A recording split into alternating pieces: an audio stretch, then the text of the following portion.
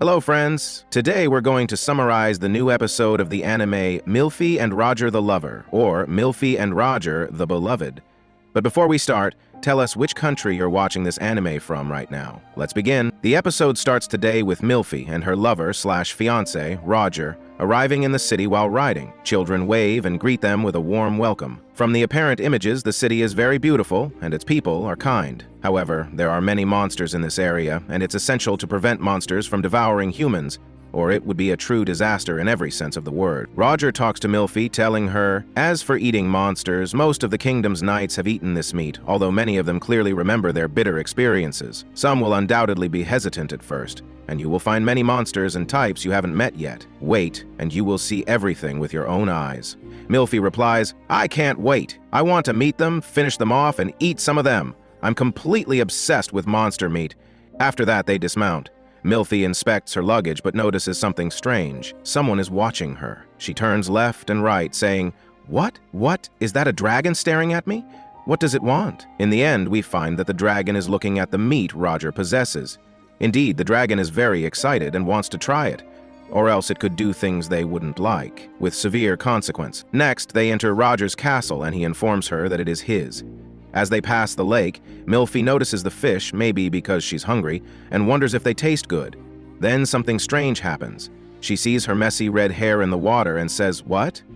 Have I been walking around like that the whole time? The prince might be angry with me for looking like this." She then calls out to him, saying, "I want to discuss something with you." He replies, "Go ahead, speak. I'm listening closely." But at the last moment, she doesn't speak, looking into the water instead. He comments, "These fish are very beautiful. Do you want to try one?" But in the end, she returns to her original statement and tells him, "I want to discuss something with you." Milphie tells him that she wanted to make herself presentable before meeting everyone and didn't want to be rude, so she asks him to borrow a place to change her clothes. Roger asks her to forgive him, saying it wasn't her fault and he can't believe how careless he is after all the scolding he received from Kaios. He then calls out to Mullen, informing him that they have a very urgent matter, ordering him to immediately summon the Blanche Company. Mullen doesn't understand, so Roger angrily demands he call Lillian, Sabrina, or Natalie. He then turns back to Milphie and apologizes again for not being as considerate as he should have been. He tells her that, in fact, they haven't had a maid here and it's just been the men for a long time. Milphie realizes the former Duchess isn't here either. She can't believe she overlooked such a vital thing. She should have asked about that instead of the monsters. Roger continues, explaining that it has been a long time since a Duchess came to Galbarth. Perhaps not in the last 4 generations. Afterward, the girls from the Blanche Company arrive, whom Roger had summoned. Roger instructs them to follow Milphie's orders exactly as they would his. The girls agree and begin introducing themselves. The first is Blanche Lucille, the leader. Milphie is impressed by her beauty and wonders how she can be a knight.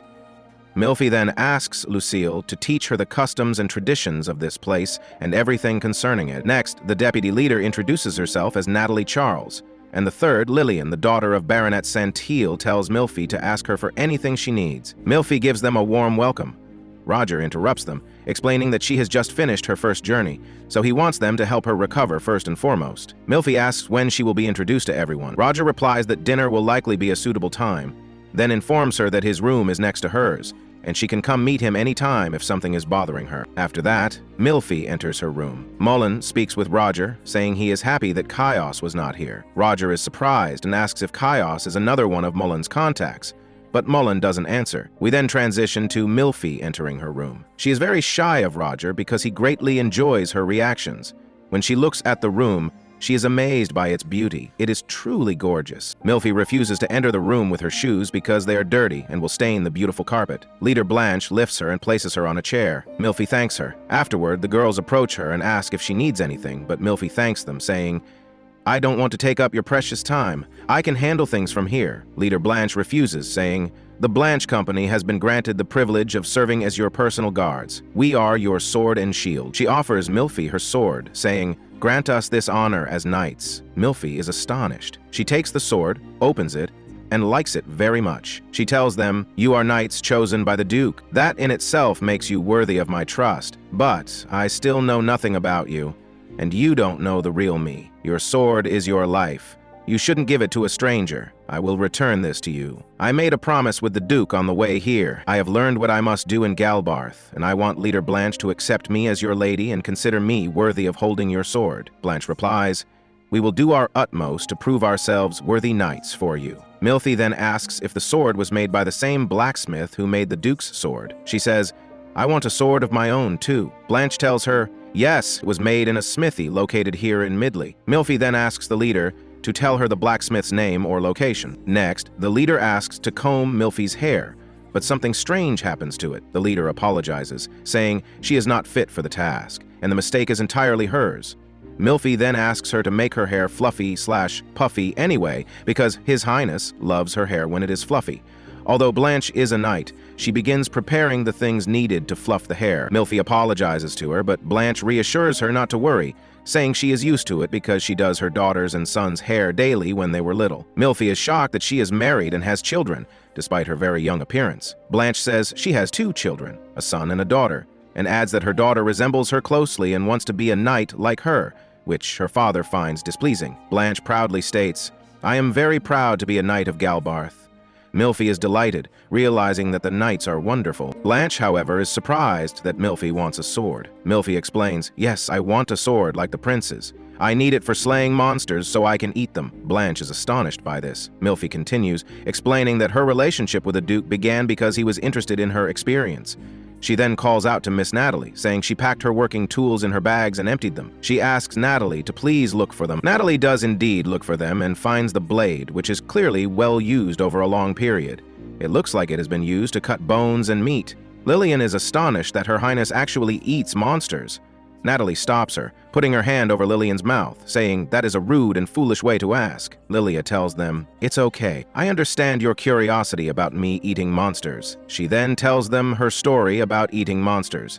They realize she is a kind person. Lillian learns that monsters are very delicious and asks Milfi for permission to taste some. The other knights are then annoyed and ask Lillian to leave because she is speaking in a vulgar manner. She apologizes and starts to leave, but Milfi stops her and asks her age. Lillian says she turned 15 this year. Milfi says she is not an adult yet and is at a difficult age. She then asks Lillian, do you want to try some monster meat with me to see how delicious it is? Everyone is shocked. Milfi then asks everyone to join her. Everyone gets excited, though some fear getting heartburn or a stomachache, but Miss Lillian is very enthusiastic, and Milfi is also very excited. Everyone is happy. With this happy ending, our episode concludes today. Wait for us in future episodes of this anime, and please subscribe to the channel and activate the bell button to receive all that is new.